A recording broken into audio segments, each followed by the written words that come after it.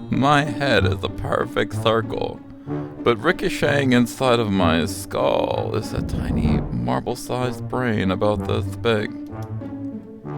Yo, what this crackhead talking about? I don't know. Just can't wait to sexually harass you again. Hello, I started this gangster shit. And this the motherfucking thanks I get. Hello, I started this gangster shit. And this the motherfucking thanks I get. Hello. Are you enjoying this content? Well, then why not hit that subscribe button? We need you around here. Join us. Oh man, Kathleen Kennedy has to be one of the dumbest women on the face of the earth. I can't believe we're discussing this in 2023, but we are, and here we go. Welcome to Comic Artist Pro Secrets. It's me, Ethan Van Skyver, 30-year veteran of the comic book industry, creator of Cyberfrog, Go Back, Cyberfrog, Dark Harvest, my new comic book campaign over on Indiegogo. Link is in the description below. Why Rian Johnson's Star Wars trilogy, quote unquote, keeps getting, delayed. You torturers cannot keep this up. You cannot keep this ruse up. It's just ridiculous. And I know why it's happening. I know why this is a thing today. I know why this is something that's being discussed right now. The 2024 election is on its way, and Trump is back big time. Donald Trump is back. Now, back in 2016, leftists in this country, and especially in the entertainment industry, all kind of took out their anger, grief, and frustration on the entire world.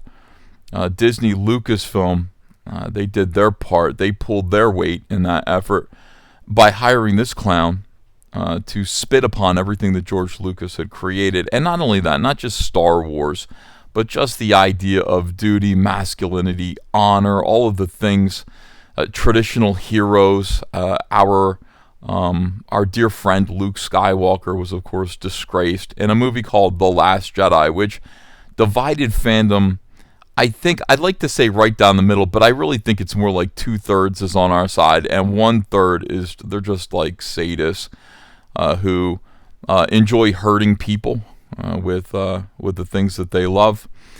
And it was even though the movie performed well, it performed not as well as the previous movie, The Force Awakens. Explain that to me. Explain how this movie, even though it made $1 billion something, still performed half as well as the movie before it. It's almost as though audiences learned, and then they kind of understood what to expect, and they saw it once and they didn't want to come back and see it again. Many reasons. But Rian Johnson was the director of that movie, The Last Jedi, and so controversial was he that leftists over at Lucasfilm dug in their heels about him. Kathleen Kennedy has no problem, absolutely no problem, hiring and firing talented, creative people all the time. She hires people for projects, she announces them before anything's been put on film sometimes, and she fires them before they even get started. I don't know why, personality conflicts, but for some reason she liked this guy. She liked Rian Johnson an awful lot and said that he made her comfortable, even though this guy does not have much of a vision in terms of Star Wars, admittedly so. He was supposed to do, after the disaster of The Last Jedi. By the way, The Last Jedi, again, widely seen by people as a cultural landmark. How does that happen? In the culture war, I mean, not in the wider pop culture sphere. How does something like The Last Jedi, which people either pretend to love or absolutely loathe, become so important and become a topic of discussion for years and years, the way that it has? It is protected, it is deified by the left, and they don't want to admit that it's, they're kind of terrified to bring this guy back, and yet they kind of hold him over our heads like a sword of Damocles. Kathleen Kennedy said that he was going to get a trilogy. The next Star Wars trilogy would be by Rian Johnson. Rian Johnson kept saying, yeah, it's true, it's going to happen. And then time goes by, and Rian Johnson sort of gets involved in, Clue ripoffs and other movies. And it just has become clear to most people over time that Rian Johnson's Star Wars trilogy is not going to happen. And then this article comes out. Lucasfilm President Kathleen Kennedy addresses why The Last Jedi writer-director Rian Johnson's trio of Star Wars movies still hasn't materialized. Must we gaslight ourselves this way? This is, by the way, on CBR, Comic Book Resources, which has become increasingly discordant, dissonant, full of just disinformation. Dis. I like that. That was very clever of me. And hateful towards the right. So if that's you, CBR doesn't like you. There's a simple reason why Rian Johnson's Star Wars trilogy keeps getting delayed, according to Lucasfilm President Kathleen Kennedy. According to her, Kennedy blamed the Star Wars Last Jedi writer-director's increasingly full pipeline, is that another word for anus?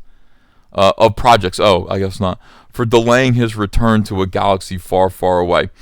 Ryan and I talk all the time. I'll bet you do. Do you talk to the Solo directors, the guys who you fired and replaced and ruined Solo, made it the first Star Wars movie to ever lose money? Do you talk to James Mangold, who was supposed to do the Boba Fett movie? Do you talk to what's her face from Wonder Woman, who was supposed to do that stupid X-Wing movie, Patty Jenkins? You talk to these people that you fired. You talk to Rian Johnson, who's widely considered to be the most loathsome Star Wars director of all the time, huh? He just keeps getting more and more successful, and it keeps moving things back further and further. One day we'll figure this out. Oh, I see. So Rian Johnson's success as a director, which may or may not be, that's up to you. I don't care. Like if you like his Knives Out movies or whatever it is that he's doing over there, his success on other movies and the fact that he's becoming bigger and more famous, that somehow excludes him from what is this, like amateur hour over a Disney Lucasfilm? You know, the attitude expressed here by Kathleen Kennedy is so incredibly stupid and depressing. Oh, so Rian Johnson's now too good. He's become too popular, too skilled, all of these things, more and more successful, and therefore we can't afford him anymore over at Lucasfilm, or what? How does it work over there?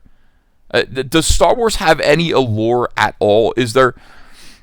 I mean, can you kind of like max out in popularity and no longer be eligible for Star Wars? What do they want? Just young amateurs over there making Star Wars films? No wonder Jon Favreau's thinking about leaving. Absolutely unbelievable, stupid attitude accidentally expressed here. Star Wars, the brand, is huge. Somebody who works on Star Wars should be able to, bring in $2 billion on a film. We should be getting the very, very best directors to do Star Wars projects. And apparently Kathleen Kennedy, and by that's only if they manage to work successfully with Kathleen Kennedy, don't have personality conflicts and find themselves fired.